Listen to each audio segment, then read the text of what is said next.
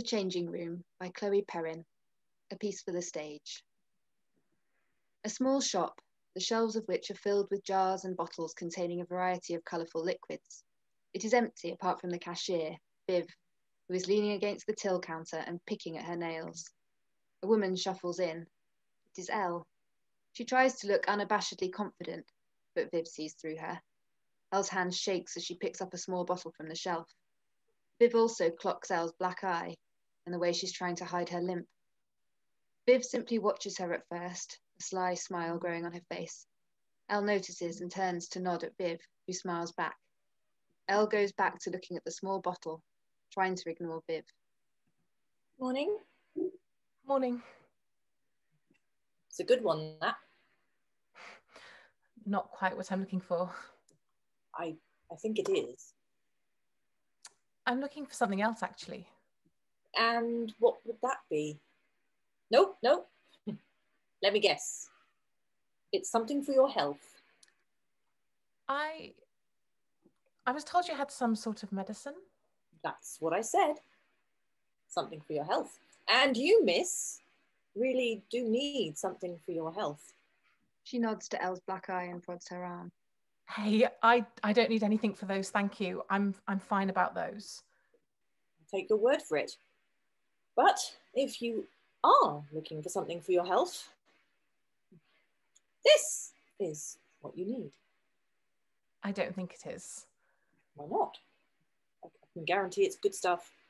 I'm sure you can, but judging by the label, I'm afraid I don't really have a use for it. That's obviously not true. Thank you for your help. You don't think it works? Of course I don't think it works. Well, why not? Why on earth would I?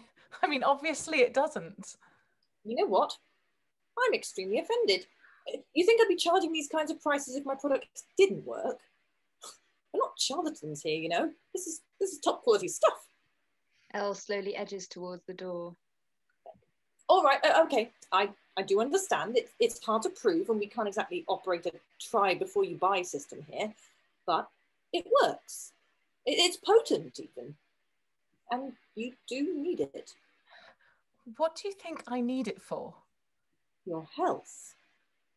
Tell you what, why don't you listen to a review? What, your review? Yes. Forgive me, but I don't usually find reviews from people who are actively trying to sell me the products they're reviewing all that trustworthy.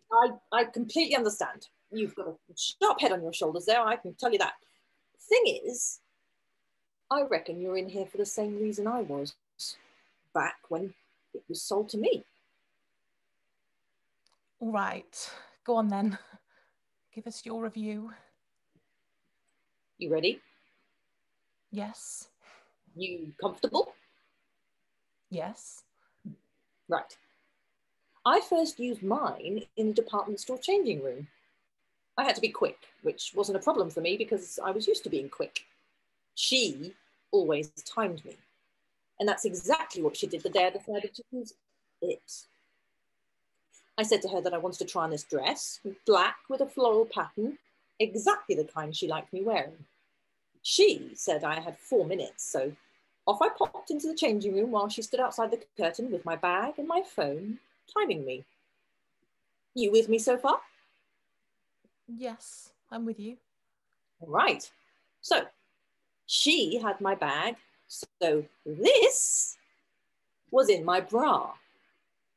You know what? When I first looked at that little glass bottle, I wondered if it would really work too. I mean, it does look like something you'd get cold brew in an artisan coffee shop, doesn't it? Doesn't it? But I was like you. I couldn't afford to doubt what was inside. I had nothing else. You okay there? You look a little flushed. Yes, I'm fine. Carry on. Right. I'd been in there 30 seconds before she cleared her throat, purposefully loud enough for me to hear. I didn't have time to try and calm myself down, so I just went for it. I stripped off, then wrapped the little bottle in my cardigan so she couldn't hear the cork pop out. It smells of sherbet, by the way. You'll like that. It goes down easy too. I downed the whole thing in one. Now, This is the worst part, because for a moment, nothing happens. A terrifying amount of nothing happens. And, oh my God, I've lost so much money and now I'm about to die at the hands of my wife. Amount of nothing happens. Then, boom, it's like, you ever been caught in a rainstorm that disappears seconds after it drenches you? Yeah. It felt like that. And then I looked down. What happened? I was changed. Just like the saleswoman said I'd be. My skin was a different colour. My hair was dark. My legs were longer. And, right, you know, I said the waiting was the worst part. I lied. What's the worst part? My old skin was lying in a pile on the floor. Oh my God. I know, right? You've got to deal with that by yourself, I'm afraid. I don't have a potion for the skin removal yet. Anyway, I knew I had maybe one more minute before my wife was going to pull me out of that changing room by my neck. So I got dressed and scooped up my skin. Oh. It's nasty, by the way. The skin, it kind of flops around like a rubber blanket, like old wet lasagna sheets. Like a trifle that you've forgotten was in the fridge and now the top layer is all... Oh, please stop. I mean, carry on with the story, please. Well, as you probably guessed, I needed it gone quick. The skin, I mean. Yes, the skin. Please, let's move on from the skin. Now, you might be a little more level-headed. Panic made the decision for me. I threw the pile of skin over the partition into another changing room. Yep, that poor woman. However, her screaming was the perfect distraction. I went to leave. I was going to bolt out of that cubicle like a racehorse that's just heard the starting pistol. But when I turned around, there were already hands on the curtain, yanking it open. And there she was, my wife, pinning me with that glare. I'm telling you now, I thought that was it. I'll never forget the way she looked at me then. It was like her brain was trying to do some sort of mental jigsaw she just didn't have all the pieces for. She stared at me for a second, then she stepped back and muttered some apology about being certain her wife was in this changing room. No. Yes. She let you go? Well, I wasn't out of the woods yet. I stepped past my wife and said something like, "It's all right." And for a moment, it was all over because my voice was the same. Oh, God. Look out for that, all right? It gave me a hell of a fright.